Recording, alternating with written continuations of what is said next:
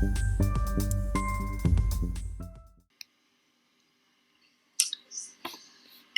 while we're waiting for folks to join,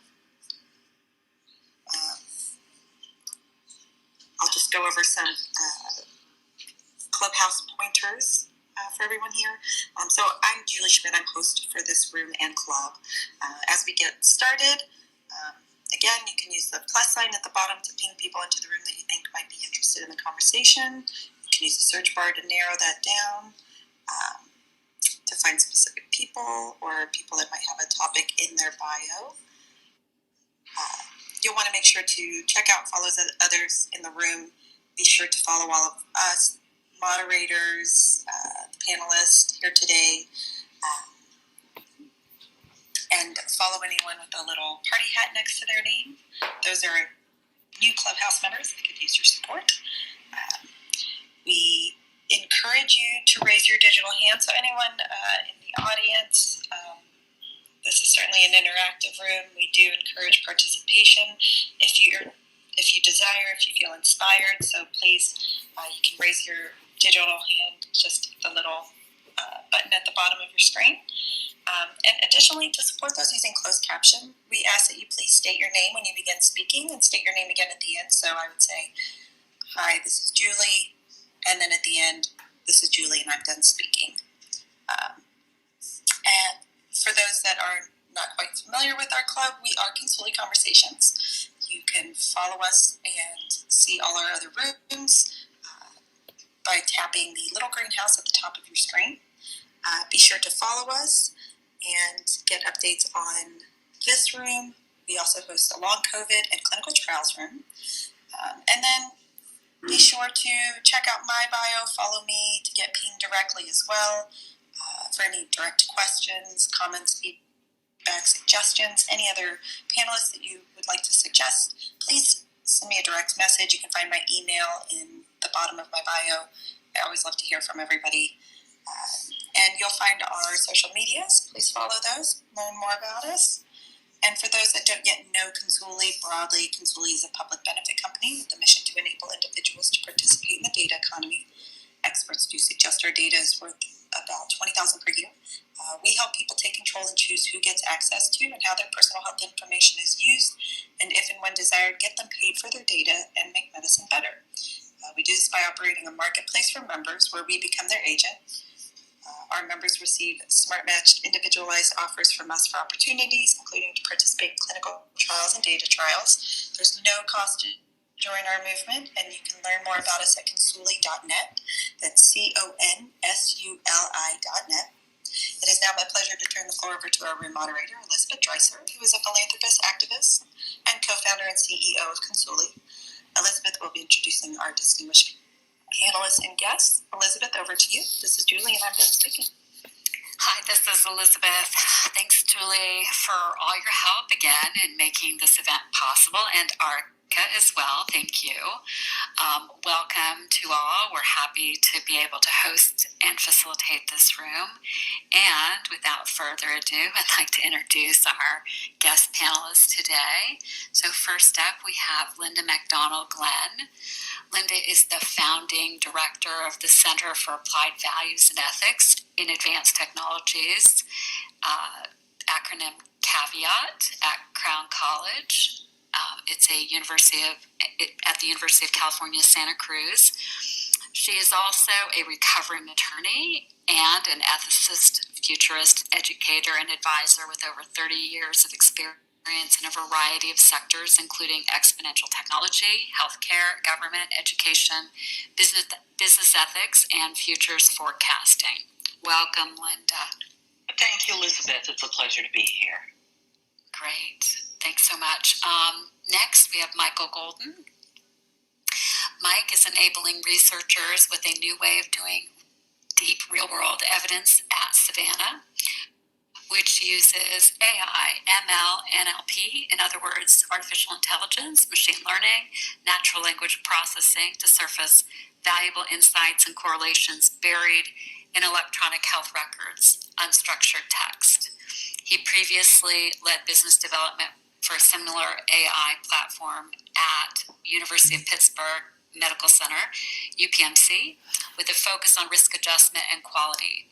The remainder of Michael's 20-plus years of health tech experience includes launching connected medical devices at Philips, Samsung, Qualcomm, and his own startup. He advises or sits on the board of several small health tech companies, including Consuli, and holds a couple patents in digital therapeutic delivery. Welcome, Mike. Glad you could be with us.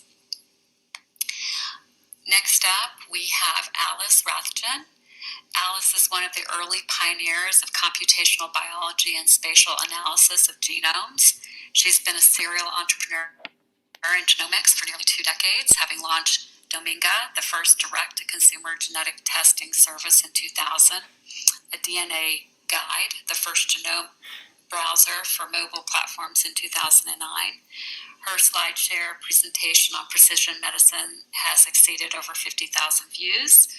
Additionally, she previously won the Kauffman Award for Women in Science and Engineering. Alice brings to DNA Compass her passion for patient-centric data and building federated genomics infrastructure for delivering consented genomes at scale. You can now follow her on Clubhouse and at DNA Times. We'll introduce Rob when he joins. He'll be joining in a little bit, I guess. Next, we have Parker Nolan. Parker has worked with major academic institutions, regional healthcare systems, commercial IRBs, and private physician practices in establishing research compliance programs. Considered a pioneer in the use of artificial intelligence in research compliance and IRB operations, he is frequently asked to speak about how to design cost-effective compliance solutions and the future of human research protection programs. Currently a director at Prime IRB, he is also the founder of Advantage Research Services based in the Washington, D.C. area. Parker, welcome. Thank you. It's nice to be here. Great. And next, we have Gil Ruiz. Gil is a senior advisor to Senator Gillibrand on matters of tech, health, homeland security, and arts policy. He has worked with the senator for over 5 years and previously had experience with Georgetown University's Global Social Enterprise Initiative at the MacDonald School of Business and with AARP. He has conceived, developed, drafted, and passed legislation pertaining to everything from chemical contamination to disability rights. Gil has handled high-profile legislation such as the Data Protection Act, which would create a data protection agency, as well as bills like the Health Force, which was included as part of the American Rescue Plan and provides $3 billion for the creation of America's first national community health workforce. Gil is passionate about the potential of technology to be a force for good, and he believes that the battle for civil rights in the digital age will center around the right to privacy and our collective understanding around data dignity. Welcome, Gil. So we're delighted to have you. Great to be here. Thanks so much for including me. Absolutely. So, all right. So I'd like to turn the mic to Linda MacDonald to get us started. Linda, I'm going to pass the mic to you. This is Elizabeth, and I'm done speaking. Thank you. Thank you, Elizabeth. This is such a fascinating question we're discussing about data dignity. And what does that mean? I was talking to a colleague recently about that, and he said to me jokingly, data dignity? I don't know. I've had bosses who treat me with dignity, but they've still screwed me over. How about power? Dignity power. Which I thought was sort of an interesting comment. I heard what he was saying. But also, one of the questions I'd love to discuss today, if possible, is the nature of data. I mean, and possibly data ownership, privacy, and maybe we should be considering it sort of as a public resource, the same way we might consider energy or water, or think of it as a public utility. So this this is just something I've been kicking around, and I kind of was hoping we could talk about that today. I'm going to just float that question out there and see what you guys think about that. And so I'm going to stop speaking for now and see if anybody would like to talk about that. Thanks so much, Linda. We'll go around the room and just sort of get opening comments, and then we'll dig in. And so that'll be one of the topics. So thanks for surfacing that. Sure. Thanks.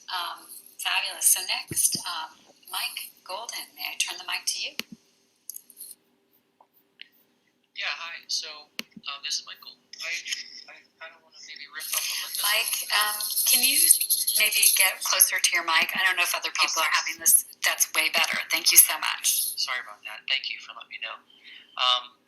I think if I riffed off Linda's a little bit, my concern that I maybe mentioned before, the data dignity and empowering patients and making it transparent to them is, would that potentially slow down research, which is very important for the advance of medicine. So if it was a government or some sort of a utility, which I think I was just looking as Linda was speaking, and I didn't find it in time, but there's something similar in Europe, in the UK, which makes it easier to do research, and they're using patient data to enable that. Now, they are de-identifying the data, so maybe one additional question or addition that I would add to what Linda mentioned is, when is it maybe, if ever, not patient data, right? So is it, when it's de-identified or anonymized, is it no longer patient data? I think there's a lot of companies out there making a lot of money based on that premise, but that doesn't feel like that's in the spirit of data dignity.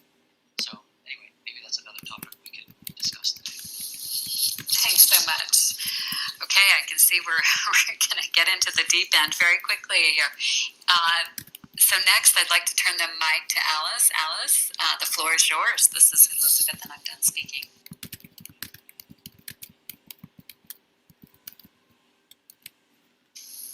Alice, are you near your mic? Okay, we'll come back to Alice when she's able to come off mute. So I'll. I apologize, you guys. Sorry, it took me a second to find that button. No worries. I think that I agree that health data is a national resource, and that it needs to be consented at a government level, and in the jurisdiction of it, it's going to be handled on a country-by-country basis. That said, I really think we need a legal definition of what a digital human being is, and like if a data set uniquely identifies 1 in a trillion persons, it has to be treated differently. And I'm hoping that the genome is the anchor for that digital human rights, and that the CLIA labs, when they create a genome, would be required to treat it as a personal domain, and we'd have biological domain registrars with that raw DCF file. And once we have that, then you have an anchor that other data can get attached to that'll be consented in real time. So I'd love to see us move away from de-identified data to consented genomes at scale in a way that incorporates government regulations so that the data can be aggregated across borders. And that's Alice, and I'm done speaking. If I can respond to that or comment on that. Sure, Linda. Maybe just hold. If you will hold it, I'll hold on. We'll just do a final. We'll get Gil to say a few opening remarks, and then we've got a lot of food in the. That's true. Okay, of course. No, thanks so much. No, sure. Gil, I'm going to turn the mic to you. This is Elizabeth, and I'm done speaking. Thanks, Elizabeth. Yeah, for us up here in DC, obviously we're always concerned with the regulatory framework and how that's going to be enforced, and how data dignity and the kind of highbrow concepts that we're discussing here get translated into practical policy, and how what Americans can come to expect from their government in this way. We believe that it should be a lot, that they're happy that they should expect a lot and should receive a lot in terms of protection, in terms of a right to privacy. And it feels like so far, our government hasn't been doing enough. Especially when you look at Europe or other states, for example, I should clarify, federal government, that are taking the lead here. And I think we're missing an opportunity. So even though we're a little behind, what we do have a chance though is to bring our collective understanding about data dignity to a new place, and to demand more in a way that maybe government hasn't been forthcoming about. And so for us, that means putting forward a data protection agency, and an independent one that is dedicated to this and defending individual American rights to privacy. So would love to hear people's thoughts about that. Okay, so we've got just a few, very light topics on the table here. So, Linda, I see you came off mute. The way we're going to do this is sort of popcorn style, so feel free. I know you've postured questions and others have postured questions, so we've got at least 5 different, key dimensions here. So let's start batting it about. Linda, I see you're off mute. The mic is yours. Actually, all I was doing was applauding what you were saying. Okay, I'll have to pay attention to that. You're right, the flashing mics. That said, would you like to start, since I know you were going to comment on the last? Go for it. I think it's just so rich. I was having a conversation with the president of the Society for Healthcare Innovation just yesterday, and we were talking a little bit about this, and apparently there's another company, although I don't know the name of them, who was talking about selling the rights to your DNA data. And what concerned me about that was I could see that spreading inequality, or widening the inequality gap, because, for example, take it for example, Kobe Bryant's kids. They might be offered a lot for their DNA data, but the average individual would not maybe get so much, and that sort of issue. Linda, I think we just lost you. I'm wondering if you got a call. I know it sometimes cuts out. There you go. You're back. Sorry, yeah. The idea about if this is not regulated properly, it could lead to greater inequality. That touches upon what Michael and Alice were both saying, and Gil. This is Linda. I'm done talking. Thanks so much, Linda, for that. And maybe just differentiating here, selling versus licensing. Do we want to? I'll throw that into the mill as well. Not directly addressing the question of, inequality specifically, but more just as a differentiation and to sort of disambiguate these concepts of selling versus licensing. Does anybody want to jump into? Gil, I see you came up. I think it's an interesting notion, right? And I think the thing that stands out to me about trying to differentiate between licensing and selling would be who's the referee in the room, who's going to make the call on what the fine line between getting your right to your data back, right? If you're licensing it and making sure that they can't put it back together, after the fact, or you're going to open up yourselves to dangers and threats unbeknownst to you on that day that maybe in 10 years past might crop up again. And really, all the folks on this call are doing fantastic forward-thinking work on anticipating those problems, but we can't leave. It feels like we're leaving it all to the private sector, and not everyone might be as good and kind-hearted as you folks here on this call. And there's a lot of there's a huge gap, right? And I think we know that folks will come in and fill that gap with predatory practices. And they will take advantage of those that maybe don't have the full understanding of what it means to license data, or when we don't have a collective definition agreed upon. I think that makes it for a slippery slope. Yeah, so important. I think the referee in the room, and sort of like what are the rules of the road. Nothing's going to replace that policy need, right? Ultimately, that's going to set the terms in which the commercial actors, or at least those with that are compliant, are going to operate distinct from what might happen in the actors that may be less adherent, right? but having rules of the road, I think, is important. I think also gets to this issue of de-identified versus identified. Is my data any? Why de-identified data is somehow, currently excluded from protection? So I'm raising that question. So how you guys may be thinking about that from a policy perspective. And Parker, I see you came off mute, so the floor is yours. Oh, thank you. This is Parker. So the compliance part of me is really kicking into gear here because I hear a lot of things on the table which are very exciting. Linda's proposal about treating data as a utility does tie into regulation, and Gil's comments about people who are not necessarily acting in the best interest of the people who own the data.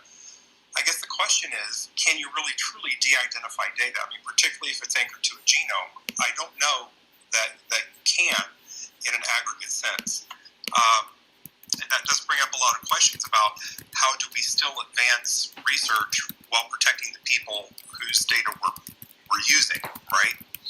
I think that there are a lot of rich questions which can be delved into, but this is just an incredibly fascinating topic in terms of how are we going to protect the people and protect the data so that the bad actors don't use it in a way that's unpleasant for people. Does that make sense? Oh, absolutely. Gil, you want to jump in? Yeah, no, I think that's exactly right, and whose job is it to make that call? Who is going to be the one that's I don't think it's going to be a private company is going to be the one taking the lead and jumping up on the table to say, hey, we're going to be the ones that are going to be the good actors and keep everyone in line. And that's where I think this this notion of a DPA of a data protection agency, just like every OECD country has right now, is so important to this notion of dignity. Because if we can't agree on basic harms, what is a privacy harm? What is the de-identification mean? What does genomic data mean? How do we define that exactly? It becomes an impossible conversation that we're running around in circles on. So, for us, we feel like without an entity in government responsible for this, not the FTC, because they have a broad mandate, and this is so nuanced, and it goes. You need dedicated technologists on this issue, but as well, technologists, but also ethicists, right? Which is, I think, what a lot of us on this call would agree is required. But if we don't have that level of understanding and sophistication right now at the FTC, I don't think we have ever any hope of having someone in there with an ethics and technology background that is thinking about this with a data dignity framework in mind. It becomes very, very difficult. Right, and I think that one of the questions that is germane that we haven't touched on yet is data security. Because how do we keep that data protected to the point where it's not hacked? Right. Yeah, if it's hackable, then privacy goes right out the window, right? How is it not hackable in the world we live in today when, our DoD agencies are not unhackable? I think there's that issue is a huge additional, almost like an impossibilium, kind of challenge, right? So I'm raising that because I think we all want that. And is that unobtainium? I hope so. I'm curious about what others' thoughts are about the intersection between cybersecurity and privacy right now. It's up here, on Capitol Hill. I know I see it very siloed in how we discuss the notion of when we're talking about solar winds or colonial pipeline or anything like that. It's so much about the hack and what they got into, and less so the bigger the hack, the less important the individual privacy sort of piece of it. You start thinking about bigger numbers and it gets less personal. But there's without a doubt, so much individual data has been compromised there. And that's actually, a conversation, a problem that I think everyday Americans right now aren't having or aren't grasping, in the way that they need to, do fault of their own, right? They've been obfuscated and deceived about this, for years and years now. I think even just, us having this conversation, us prompting the idea that privacy and security are linked in an entropy, I think we need to harp on more because we're not seeing enough of it, I think. Appreciate that. Alice, I see you came off mute. The floor is yours. Yeah. As far as security and privacy, I think that if we piggyback on top of existing structures on the web, like the domain model, then data ownership and data security and responsibility for the data becomes a lot clearer. Right now, we have all these fragmented, de-identified data sets. However, the treaties that are going to exist between these countries will likely require audits to identify genomes to see, if they have a genome from a population, someone in the population, to prove that it's consented. So the DNA, the genomes that are out there will be very easy to perform audits in the future and re-establish ownership and proper jurisdiction of that data. Interestingly enough, Alice, it's interesting that certainly the genomes where there's a unique, knowable set of data. There's a lot of data that doesn't include genomic data currently. In fact, that's the vast majority. I'm curious, Parker, I see you're off mute, but I'd also like to have Mike weigh in on this as well, just recognizing the incredible amount of data mining that's happening right now just in the healthcare ecosystem alone. Parker, I see the floor. I think you came off mute first, and then Mike. I'll turn it to you guys in that order. Okay, thanks, Elizabeth. And the thought that I was going to think about just went completely out of my head. It'll come back, so I'll get the floor. Perfect. You'll get it. Perfect. Get the mic whenever you want it. All right, Mike. The mic is yours. Awesome. Good. So, yeah, from our perspective, just maybe a couple data points. We're a pretty small company. We've processed over 1 billion clinical documents for patients, and across multiple countries and different languages and all that stuff. And maybe the approach that some of our competitors are taking is anonymizing it at a site. I'm not saying I'm advocating it. I'm just giving some context in case people don't know. So it's anonymizing at the site, i.e. the hospital. And we do that as well, but then we take a couple steps further. We'll go ahead and, as we're running NLP on that unstructured text, NLP isn't perfect, so we take advantage of those imperfections, and they're random. They're not, a mathematical algorithm creating imperfections. So it'd be hard to, quote, hack that randomness. And then we're combining that with data sets from all over the world, from different languages, different people. So it will never be perfect, but like I said at the beginning, we all know, right? All advancements in medicine require research. We can't shut down research. So we have to enable it, I think, the best we can. And, so that's maybe the thought or anything that I can maybe share on that piece. This is Mike, and I'm done speaking. Thanks, Mike. You're actually introducing the idea that the randomness sort of creates a form of noise, right? To, in some ways, obfuscate a bit, which is an interesting concept in terms of, a way to get around this idea that the data sets are, essentially you can reassign them to an individual because there may be some, you could probably add noise. So that might be one solution. But I think there's a deeper sort of question under the hood here, which is what's the right ethical posture of it's really an individual rights versus what's public rights. And is there a distinction between, what public research needs and what private commercial industry are, what their needs are and how they're acting. So I just want to sort of add that distinction to the conversation as well. So I think that's an important component as we think about what is data dignity and how do we balance these distinct needs in our society. So, Parker, I see you're off, and Alice as well. So, I'm not sure who came first. So, Alice, I'll give it to you, and then to Parker. Okay.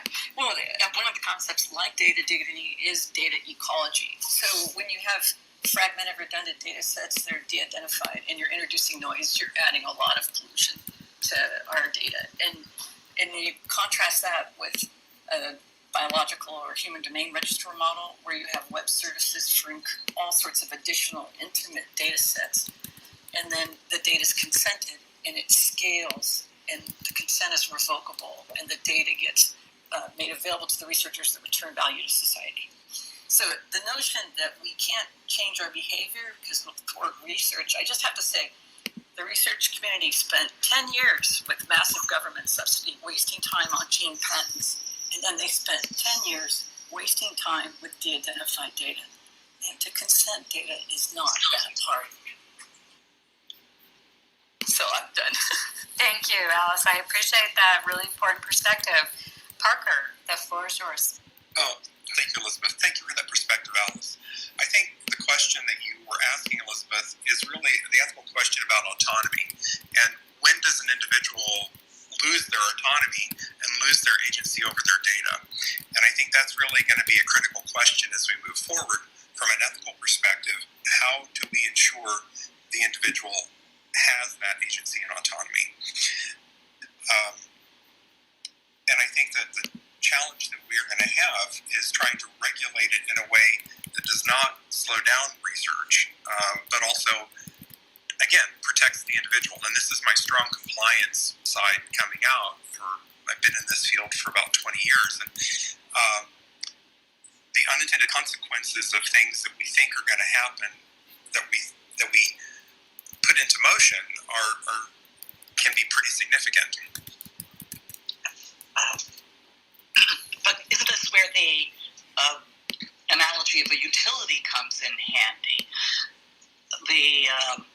Does treating limited resources as a utility, does that interfere with research? Oh, not at all. I think, Linda, you've got a really good concept there. I mean, research is regulated anyway. I mean, we have 45 CFR 46, 21 CFR 5056, and all of the other supporting guidances for research.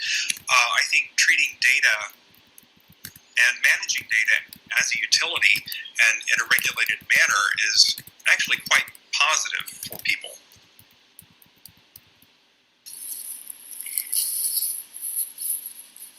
So to add another dimension here, what about sort of this issue of privacy versus ownership, and how, things like HIPAA have, we're talking about unintended consequences. One of the unintended consequences is, I don't know if you guys have lately been asked to sign a consent form in places where they still have paper. You can often see that the consent forms have, it's not even a consent form, it's a HIPAA notification masquerading as a consent form. And what ends up happening is that as a patient, you're confronted with a HIPAA notice, which everybody is required to tell their patients, hey, we're HIPAA compliant. And then there's this paragraph somewhere buried in it, usually at the bottom, that says, and, you're giving away your data to research. Love to hear thoughts on sort of the ethics of that. We've got this bundling of what was a privacy notice requirement to now be subsumed with basically, I think, somewhat stealthily getting patients to give up their rights. I think that's such an important problem to solve and prioritize. It's such a great entry point into why data can be used for good, right? I mean, there's such a bad story right now with social media and everything being told about data. But without a doubt, the one thing people recognize are medical advances, breakthrough treatments and diagnostics and healthcare that are all data driven, right? And I think the more trust that folks have that the system will protect them and keep their data private, the more willing they will be to share, and the more good that will come. There's a lot to be said in in the HIPAA framework about what needs improvement, what needs where we can be better. But I do believe that we should cling to that sort of as our entry point into how we get people to care. that's where the positive narrative comes from. I really do believe that. Back to kind of connect that to the notion of a utility. We saw this in Ohio, I think just last week, or Ohio's pushing to make Google a utility in the state of Ohio, right? Which I think we know probably won't work, but the end game is to make sure that we're giving this heightened attention, and I think when you start framing it that way, people see, oh yeah, okay, so this is like a railroad or a telephone or something that has come to be accepted as a public good, and I think the fact that we're seeing that now in the Ohio lawsuit, we're seeing that in other countries as well, is a sign of good things to come, and I think it's a sign of an improvement with our relationship with data and health data. Yeah, there's so many interesting components of this. One of the questions that and I know Linda and I spoke about this, I can't remember if it was in the last Clubhouse or offline, but sort of this issue of not just the public good, which we can all, I think, recognize the importance of research, but also recognizing, how are we going to handle this property that, presumably privacy suggests property rights, but not in the classic sense. Like what are these? I think, Linda, you were saying sort of quasi. Do you want to maybe speak to that discussion a bit, and sort of like what is the right classification of data, and that in the whole sphere, the data that comprises our health record, the genomics data, DNA, how do we need to think about this differently? Thanks, Elizabeth. Yeah, we did speak about this, I think, a little bit offline, and just to preface what I'm saying, when one thinks about the law, generally speaking, in Western law, there's a dichotomy between persons and property. Now, that dichotomy has started to break down in a lot of ways. I mean, you can think easily of an example of something that was once considered property, but is now considered persons. And we are seeing the law evolve in that sense. We're seeing the law recognize, for example, that animal companions are more than mere property. We're seeing that, there's a case in Rhode Island from ages ago that a dead body is not a person, but it's not mere property. It kind of falls into the area of quasi-property. And so the question is, do we think about data as an extension of one's persona, perhaps, and that it has that it wouldn't be considered mere property, but like an extension of one's persona. So there are some legal frameworks, but I have to say I keep coming back to the analogy of the utility, because how we the utility, but also I really like what Alice said about we need to come up with a definition of what a digital persona looks like, and what are the rights attached to therein, because we don't, there isn't that clear-cut law on this. I mean, yes, we have rights to privacy, and when we're talking about rights to property, we think about land, and we think about fungible items. But data, I'm not sure that you really could call that fungible. Anyway, I think I'll stop there. Interesting. Gil, I see you came off. Yeah, no, it's such a fun idea. Exactly right. And I think, one thing that's always helpful for me in thinking about this is just to go back in time and give some historical perspective too. And the biggest analogy that I've heard other people bring up too here on this call, and the funnest one is property rights, right? And how even our relationship to property, that property rights was like a 200-year endeavor from the 17th century until the 19th that started as some radical idea that not just the firstborn male should get everything inherited to them. Speaking as a firstborn male myself, maybe we should revisit this idea, but that was something that was foreign to folks, to think about that you could split up what you own and give it to others, and it took 200 years or so for that to actually be, a common knowledge and commonly accepted, and to have a collective understanding about, property dignity, right? to borrow our theme here, and that eventually became a legal framework. We still use those words today, right? We still use a lot of those definitions, like I'm trying to think of the actual terms, like lease, mortgage, right, or things like this. Those were all concepts that were being developed for over 200 years back when we were first introducing the notion of privacy rights. So all this to say, everything that we're talking about and doing and defining right now will probably be used again, and it's so important to arrive at collective understandings of this stuff. That's so important. So just building on, Linda, I personally, I love the idea of coming up with, some sort of, whether quasi property right description. I mean, is it, think about, in a way, there's also our copyright framework, right? Where, and I'm not suggesting that this has this context, because that's not quite right either, because there's no creative works per se. I mean, we're endowed with what we're endowed with, right? And yes, some people can rewrite their genetics, as we know, through epigenetics and the like, but, let's just set that aside, because I'm not exactly sure how to think about that from a legal perspective.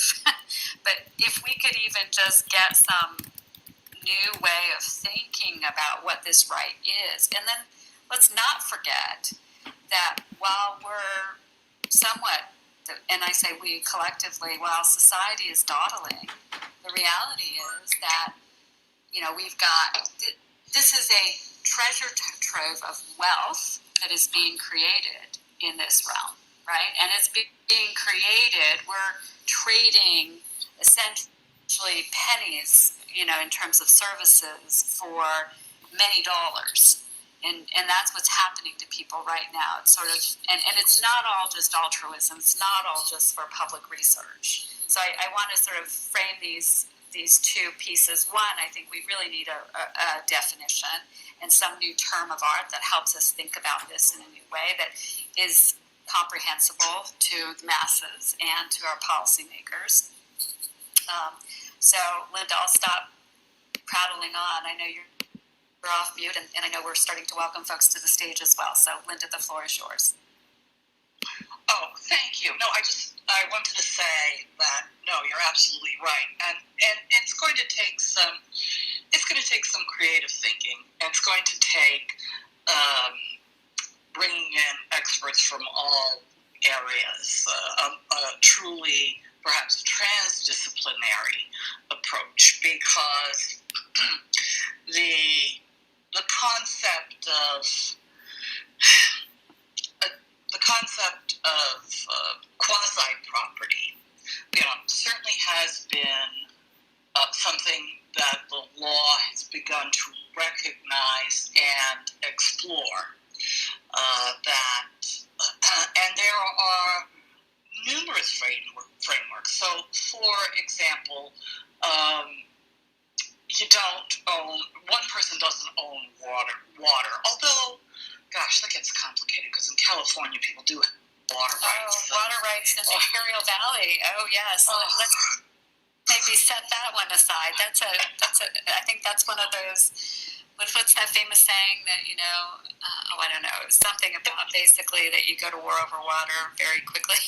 Something like that. Exactly, right. I set that one aside. So I'm just playing with the idea, too, about what sort of frameworks. And there is a scholar, her name is Margaret Jane Radin, who's written on property. She's around, and I need to reach out to her because she has some pretty I think, brilliant ideas about the nature of this. So I'll need to add her to the conversation. That would be great. In any event, yeah, I'd love to hear others' thoughts. I think Parker's off mute. Parker, the mic's yours. Hi, thank you. This discussion about property just raised a question, and I'm probably going to toss another wrench into the conversation.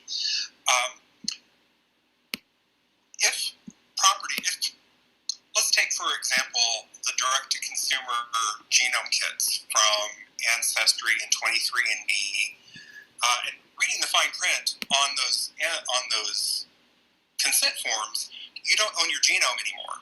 So how do we make sure that the data that's attached to those individuals the individual maintains the data, so it's not attached to the genome?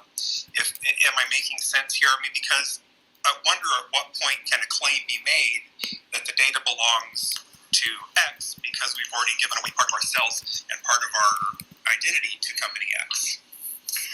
I wonder, it's interesting, Alice, I see you came up here to throw something in there. I wonder if we can think about like digital music rights and sort of creative rights as one of the, sort of, because there's derivatives happening there too, right? So I just wonder what that might tell us if we think about that multidisciplinary body of thinkers that need to come together, including the wonderful people who are here. Alice. Okay. I think that, a U.S. discussion is going to focus a lot about concepts of property. But for folks outside the U.S., it's going to be a question of digital citizenship and whether or not human beings exist. Companies exist online with their domains, but right now human beings don't exist online. We don't exist.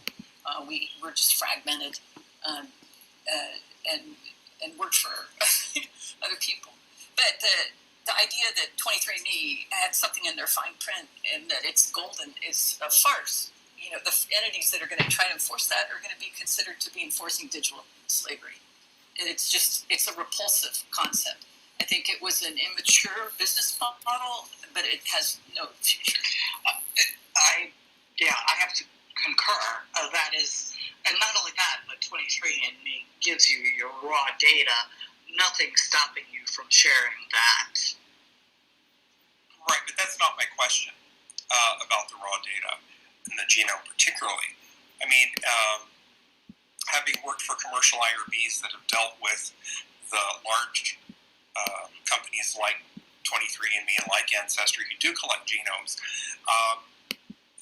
I can tell you the research that's happening around those genomes is a bit hair-raising. So the question really was not about getting the data from the genome. It's like, what do we do if a claim is made by a third-party entity that because you've already given away your data that identifies you to company X, that data belongs to company X as well?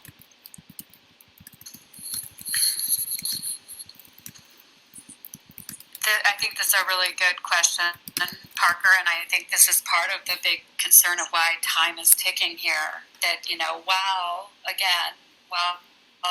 this has not been resolved in the legal or policy or even ethics framework entirely. There's been a lot of, let's say, perhaps, a lot of transfer rights, through these various agreements. Now, can law essentially change that to indicate that you can't essentially sell whatever that is, and maybe it's a licensing that has to be consented with new frameworks, right? But if we think about what we currently have, that ship has somewhat sailed. Is that what you're basically? Exactly. That's what I'm saying. Yeah. Gil, you want to jump in here? Yeah, no, I think it is hair raising, frightening, terror.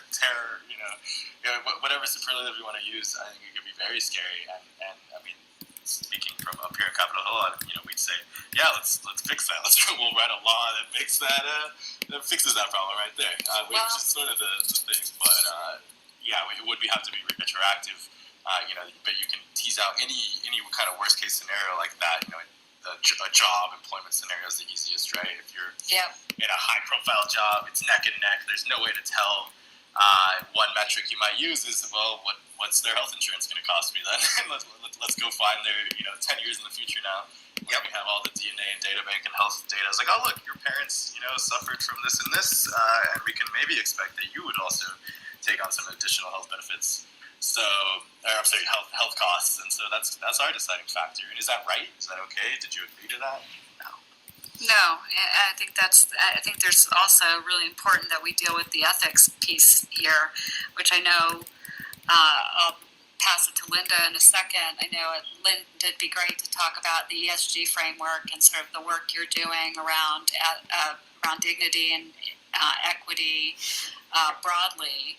I also just want to raise the other issue, which is specifically in the fix-it category, Gil, is, when you delete your profile on pick your favorite social network, they just create a phantom version, so that data that you are no longer present on their site, but your entire digital history is still a piece of their learning algorithm. I mean, that's another issue, like how to deal with these ghosts that then, did you give up your ghost, so to speak, digitally?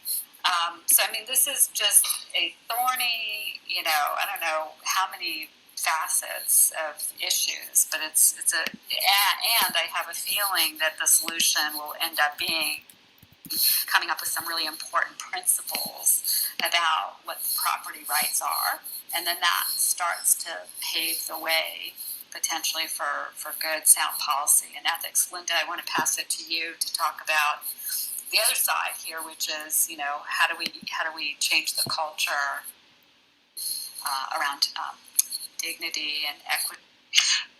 Thank you, Elizabeth. So what Elizabeth is referring to is a model that we're working at Caveat, the Center for Applied Eyes and Ethics in Advanced Technologies at Crown UCSC, looking at a holistic view of some of these sticky problems, because if you look strictly from an IRB process, IRBs generally are limited to human subject protections. But these days, we really need to look beyond that. We need to look at environmental impact. We need to look at issues of equity and diversity and inclusion. And, how do we do this in a fair, just, equitable manner? Because, well, there are so many possible consequences. I mean, first, with widening inequality comes, well, that can foment revolution, and because when people don't have enough, what do they have to lose? So, but the other thing that I think Elizabeth is referring to, we've talked a little bit about this, that what's legal is not always ethical. I think we can all think of things that perhaps are legal but not necessarily considered ethical. So now ideally the law should reflect ethics. So I guess I have to admit that thinking about data strictly in property terms, property rights, I'm having a hard time wrapping my head around it, because when we're talking about property rights, we're kind of talking about a bundle of rights, and it's usually a bundle of rights that attaches to something that is tangible or fungible, with intellectual property to some extent being a little bit different, but intellectual property still, took the idea of something intangible and creating a series of rights over it. So I think what we're faced with here is the recognition that data is not really something, we have to come up with a little bit of a definition. Data are facts, they're data set records. Data is simply facts about each one of us, and many of these are public, and that can be discovered with little or no effort. So I see somebody's coming off mute. Oh, yeah, no, I think this is good. Linda, really good. I mean, I'll just sort of, a couple things. There's a concept, sort of digital twins, right? So there is that concept of, sort of a digital framework to think about maybe that property.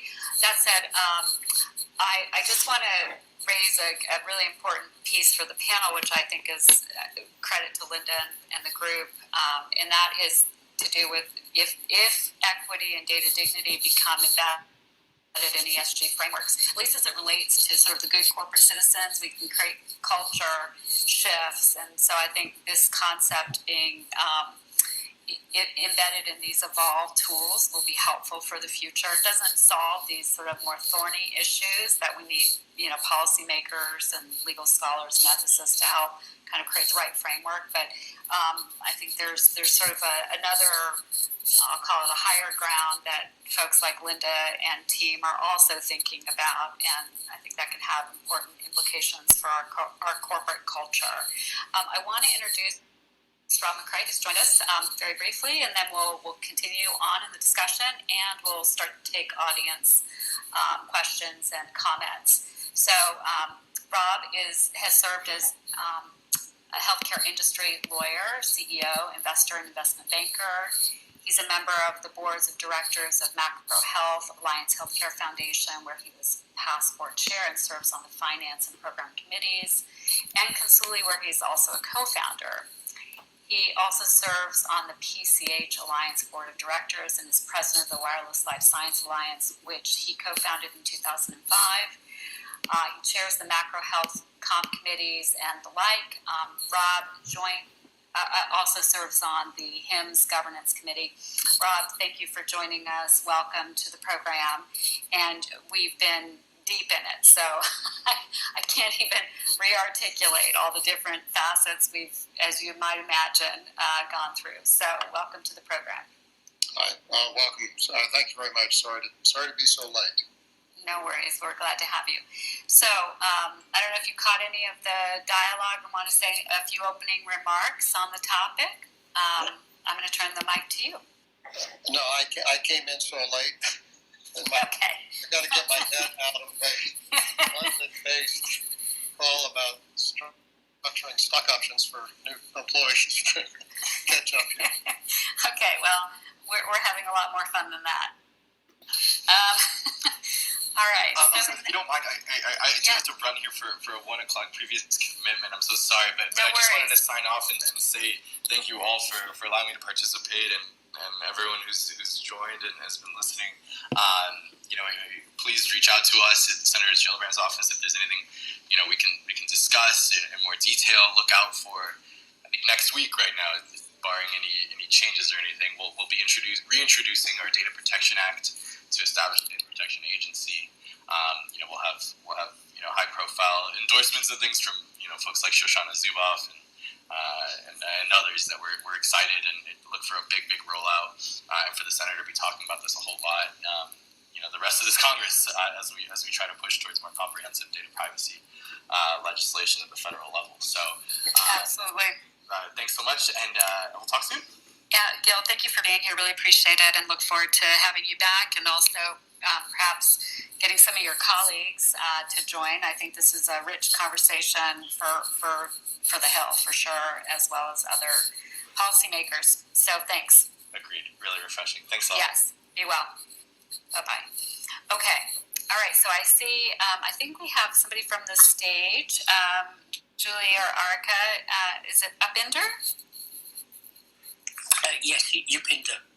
Upinder. Oh, sorry for the mispronunciation. Thank you so much. Thanks for your patience, and the floor is yours. Thank you. So, just to introduce myself, my name is Upinder Gruel.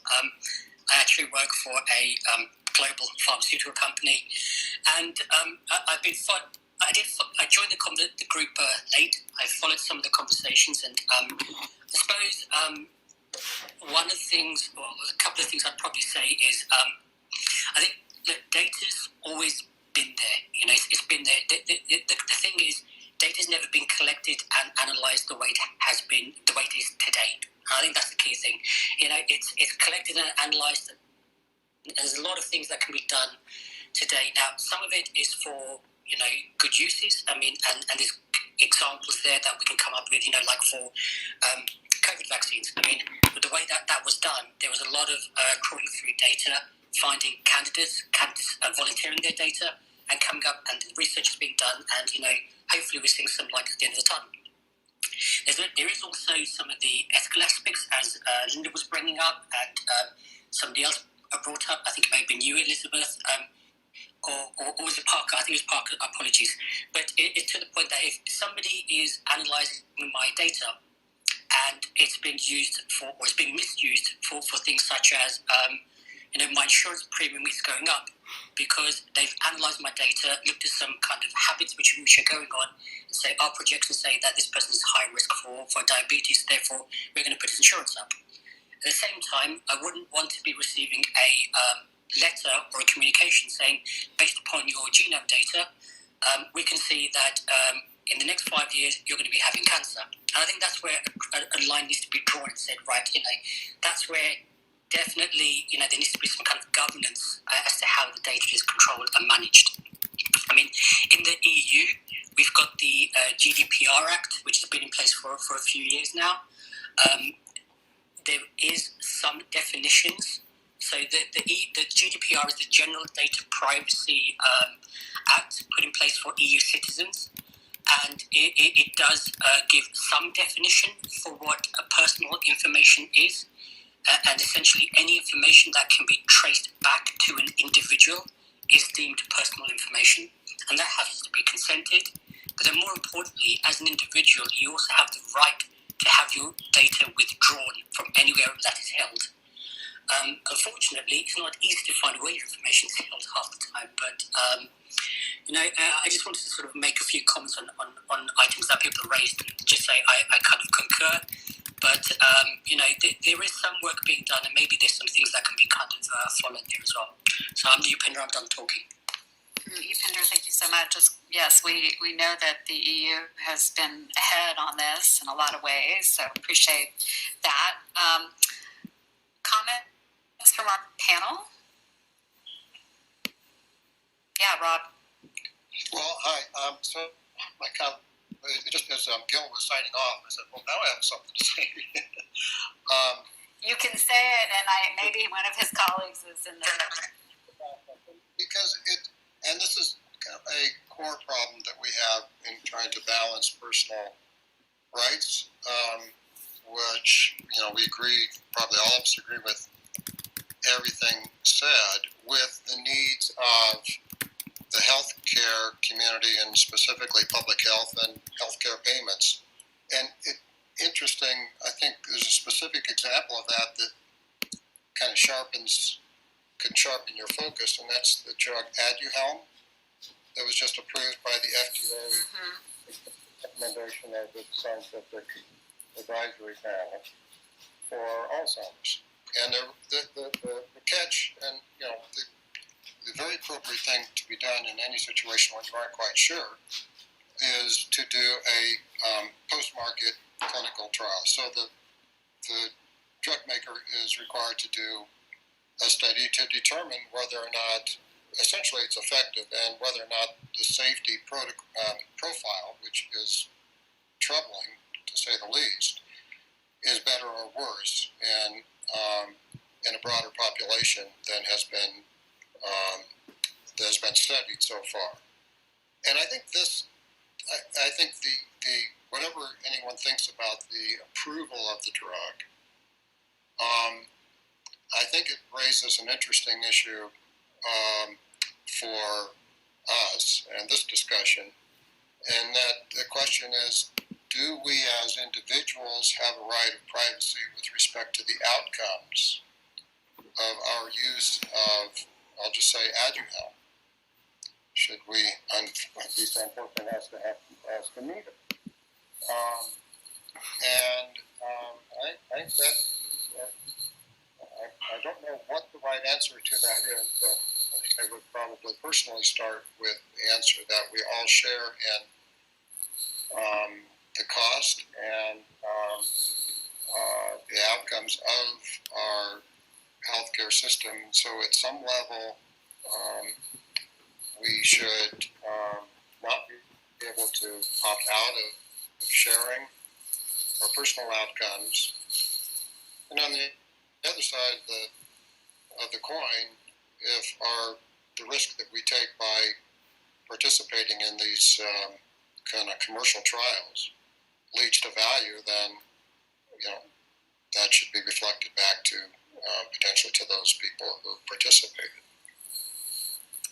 Yeah, I think one of the things, Rob, that you're raising, and we talked a little bit about it last time and earlier, is sort of the commercial interest versus public interest, and like what portion of our whatever the rights are. We were also having a conversation, Rob, about quasi-property rights that Linda surfaced, which I think is interesting. It's sort of like, how do we think about the rights, and then when are those rights, when can public interest essentially eclipse those individual rights? Because it's kind of in that realm. And then also distinguishing the commercial interest and participation. Does anybody want to get in on this important point that Rob is making? He's made a few here, so I'll pause and see if we've got folks on the panel that want to flash their mic. Linda, I'm turning it to you. I see you came off mute. Yeah. No, I was just going to say, it's a balancing act. It's a balancing act between individual property rights and, like you said, the public good. And I see Alice is waiting to say something, so I'm going to turn the mic over to her. Thanks so much. Okay, Alice, are you able? I'm back. The safety issues are very real, and so this is why you need a mechanism for bi-directional communication with patients that have been involved in clinical trials. And if we had, again, like the domain register model, something like it, consented data with the ability to, ask these folks and get much more accurate real-time data at scale. And one of the concepts that might legally help anchor this would be local data manufacturing, which would mean, communities tracking population impacts or things, being able to eliminate the genetic variable in the study of disease, and then also having like DNA guilds where patients that are on a medication are able to self-organize or somehow, this data is a lot more fluid. The de-identified data is just not robust. Interesting. Mike, I wonder, and Alice, I hear you on a number of fronts.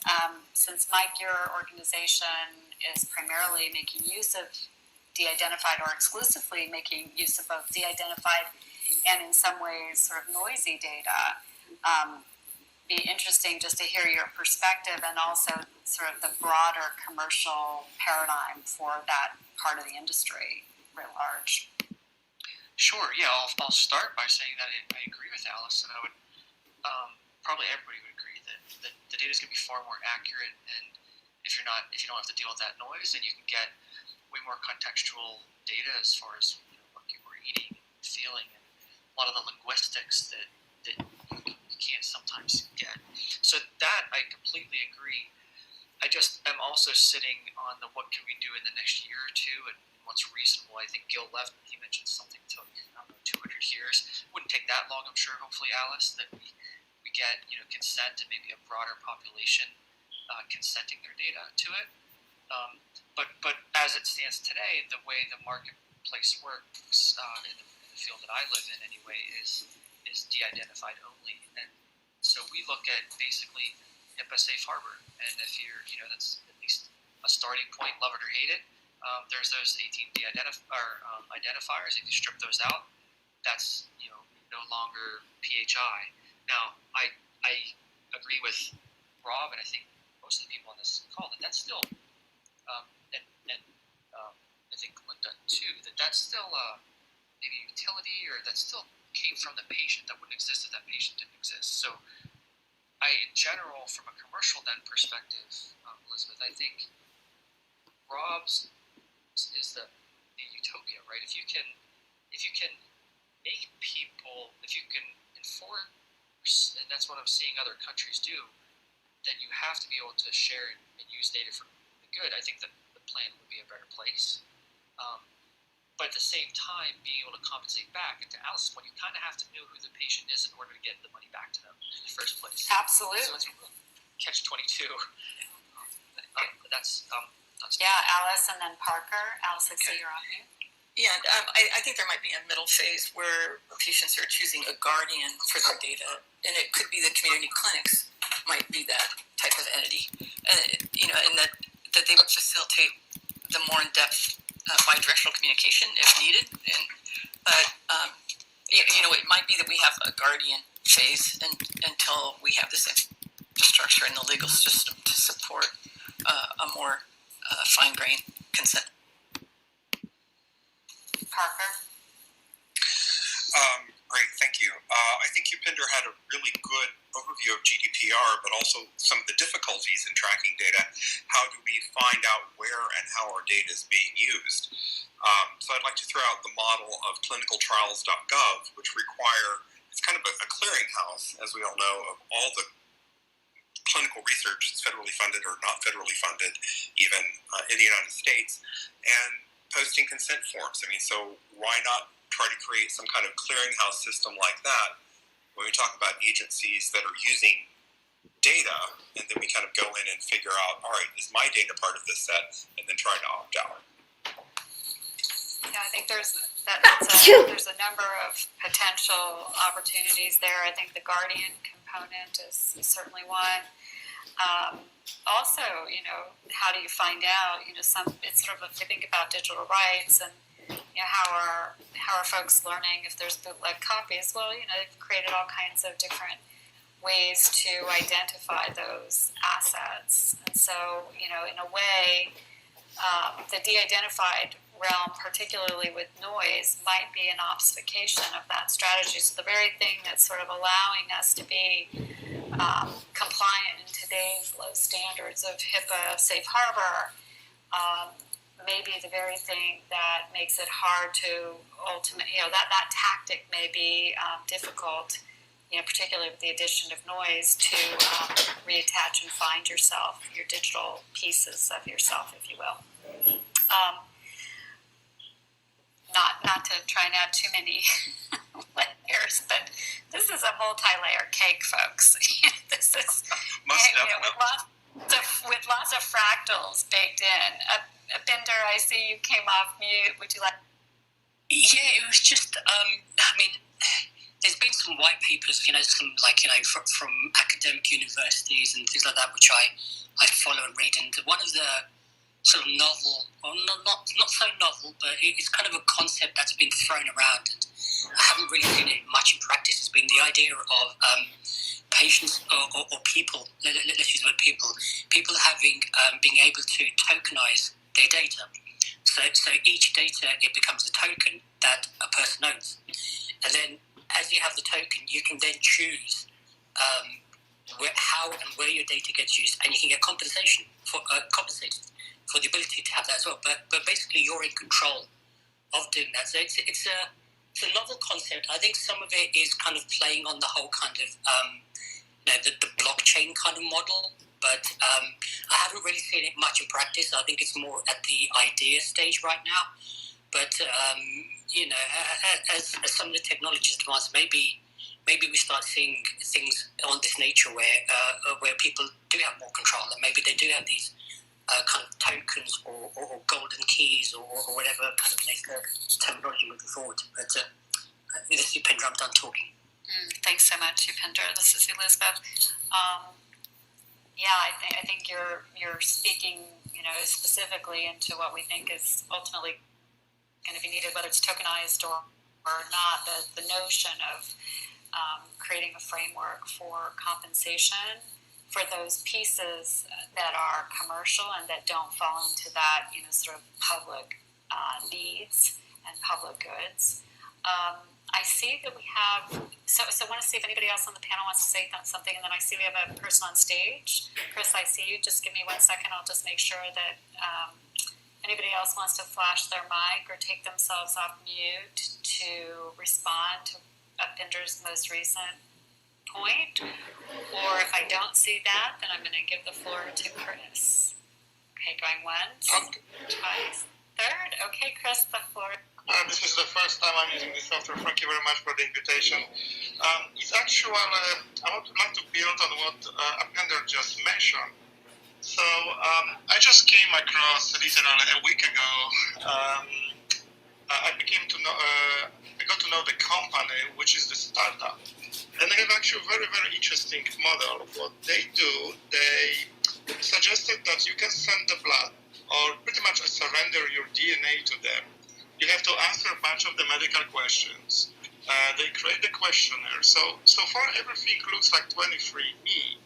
But the interesting part is, and what the company claims that they can predict, is the intelligence, color of the hair, how successful we will be in their life, all this kind of almost impossible thing from a genotype, but they promise that. But the interesting part is the way they build the model is on this DNA that the people submit, which is confronted by the data, which so far is all kind of old story. But the interesting part is every time they would use my DNA, Chris, to do the prediction for Elizabeth, I would get paid, which I think is very, very, very different model and kind of close to what Appender mentioned, that suddenly you as a patient have, or you as a donor, the owner of the information, you actually gain some stake in the company, whereas now you sort of, most of the time, as everybody knows, we surrender. So I just wanted to kind of bring that very, this kind of example of the company that literally flashed in front of my eyes last week. Thank you. Yeah, I appreciate that, Chris. I think that there's definitely we're in a period of finding different market solutions, and there'll be a lot of different experiments tried. So, all right. So we're at that time in our conversation where. I just want to remind folks that are in the audience, if you want to raise your digital hand, you're welcome to come to the stage and ask or make a comment. I'd like to just sort of go back to our panel and say, okay, so we had one of the policymakers on the Hill that's working on the Data Protection Act. Very clear that there are aspects that they're still trying to sort through. Thinking about the practical time sensitivity of some of the input that they're looking for. Love to get a round robin to see, what are the actionable things that folks think are, near term, meaning, should be in policy inside the next 12 months, since these bills are being batted about and, are due to sort of lead the train is leaving the station. So, what aspects do we need to really try and make sure get embedded? So I'd love to have folks come on mute and hear popcorn style ideas. Okay, not all at once though. Okay, Parker, thank you for being brave. Okay, I'm going to stick my neck out. Please do. We're all in it together. I think in the short term, one of the things that we really have to think about is opting out and not having an automatic opt-in. I mean, Elizabeth, you were talking earlier about opting in to research from HIPAA authorization or HIPAA privacy notice at a hospital. I think that clearly on the short term, we need to have the ability to opt out, however that looks. Absolutely. And we need it to be unbundled from a notice, like there should be boxes that one can. Right, because that's one of the big problems is things are getting digitized. Used to be when I get these forms, I would just literally cross it out, like I don't like that part. But now that you get digital stuff that you have to sign, you can't cross those things out. Linda, I see you're up. So, yes, just circling back to one of the things you said and touching upon what Parker said, I do find it disturbing that HIPAA information is now being tied in with, and by the way, you're giving us your data for research. I think that's problematic. I think that's something that ought to be addressed. Do you think, and I'm just asking, I won't hold you to it, but do we think that would stand up as a real, consent? And, I'm not sure it would. I'm not sure it would. That's my question. I actually had not seen that before, and I have questions as to whether or not that would stand up. Can I interject Please, something? of course. So your question is, does the authorization that you're consenting to research in HIPAA stand up as a consent for research? The answer to that is yes, it does. Okay, has that been tested, Parker? Yes, actually, it has been tested. One of the hospital systems I work for in Indianapolis dealt with this issue, and it does stand up as an informed consent for research purposes, provided for the data only, not for actually giving you drugs or advices, but for the use of the data for research purposes. And when I said it had been tested, I'm asking whether there was a lawsuit versus somebody deciding that it was okay because, their counsel said it was okay. Oh, in that case, no. But the council said it's okay, and there hasn't really been any kind of judicial test as far as I know. But Parker, wouldn't you have to say that also depends on what kind of research? I mean, I think about the John Moore case, for example. Oh, absolutely. I mean, we're not talking about... Does say more about the John Moore just for everybody else. Okay. So the John Moore case in the 1980s, UCLA took patients' spleen cells and used them to develop a particular cell line, similar to the Henrietta Lacks cell line.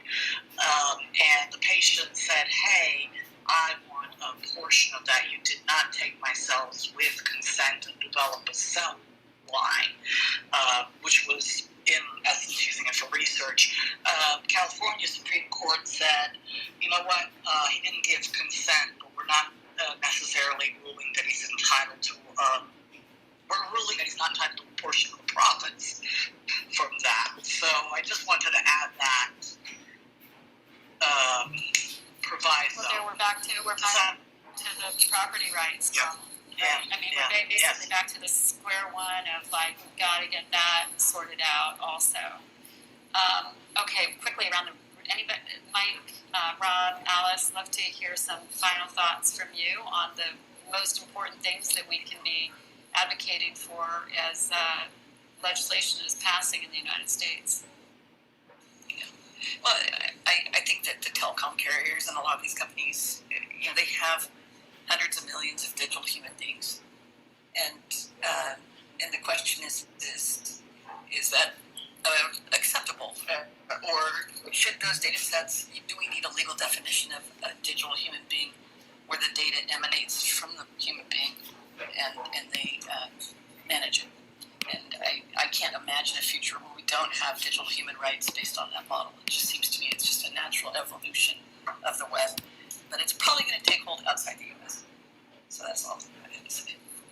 Thanks, Alice. Appreciate the input. That's something though. That's a piece to share with the Hill.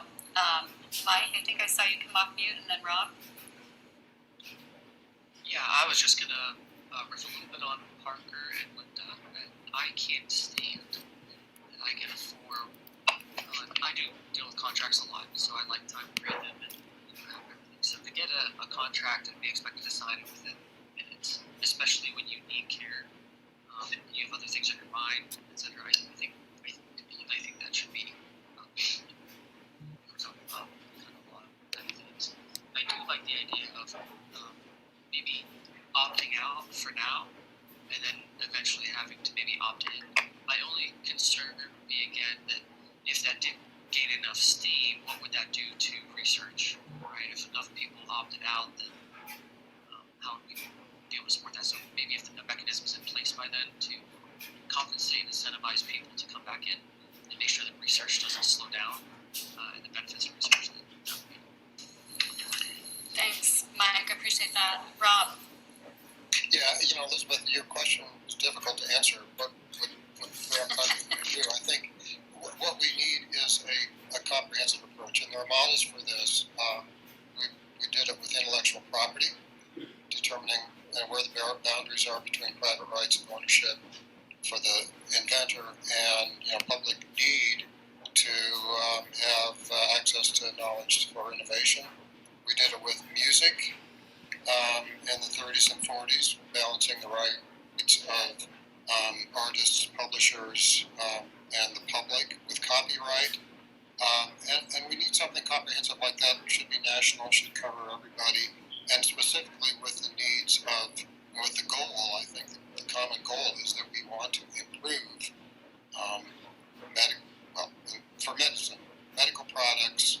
We want to use our money wisely, and we need more data, which means we're going to, trample on the rights of privacy that we would like to have, but in return for reaching a common goal. And so we need a comprehensive set of rules about that. I'd say one specifically for healthcare, just to take it out of the commercial world. Yeah, no, I think it's a really interesting point. I think we'll need both. Okay, so lots of things for folks on this call to be doing, and also for us to be, engaging in our next set of conversations. I know that policymakers are asking for input, so just something for us to be working on here. All right, so we're at that point in our discussion where we're at the end of time. I want to just say thanks to our panelists and audience. Really good conversation, more questions than answers, but I think at least we're getting warmer on some answers. And invite you to invite others that you think should be in this conversation. And I know, Belinda, you've got a few people, and anybody who's also with us and listening, please reach out to us and let us know if there's others that we can include in this discussion. I'm going to send it back to, before I do this, thanks Julie and Arca for pulling this room together. And Julie, now back to you for the closing announcements. Hi, this is Julie. Thank you so much, everyone, for this conversation. As always, super interesting. Lots of great topics coming up, great questions, and I wish we could stay on all day. Unfortunately, we can't. So in closing, again, I'm Julie Szmyd. I'm project manager at Consuli and host for this room and club. Just want to make note that in addition to this room, we host a long COVID and clinical trials room. You can learn more by following our club, Consuli Conversations. Just tap the little green house next to our name at the top, and you can follow us. You'll get pinged into the rooms that we host. And you can just see in our bio all our upcoming rooms. And then additionally, be sure to follow me. And in my bio, you will find all our social medias. Please follow those to learn more. Our website, and you will find my email. So for any direct questions, comments, feedback, suggestions, please send me a message. I always love hearing from you all. Be sure to check out everyone else's profile and follow Elizabeth, the other panelists in our room today. And for those, again, that joined our event after our opening announcements and don't yet know Consuli, broadly, Consuli is a public benefit company with a mission to enable individuals to participate in the data economy. Experts do suggest our individual data is worth $20,000 per year. We help people take control and choose who gets access to and how their personal health information is used, and if and when desired, get them paid for their data while making medicine better. We do this by operating a marketplace for members where we become their agent. Our members receive smart-matched, individualized offers from us for opportunities, including to participate in clinical and data trials. There is no cost to join our movement. You can learn more about us at consuli.net. That's consuli.net. Again, it can be found in my bio along with any other information. We certainly look forward to our next Clubhouse discussion. We'll leave a little music playing and leave the room open for folks that want to linger and poke around different bios. Again, thank you so much for joining us today. This is Julie, and I'm done speaking. Thank you, guys. Great conversation. Nice to meet you all. Thanks again, Linda. Great to have you. Really good conversation. I'd like to say thanks, too, for the opportunity to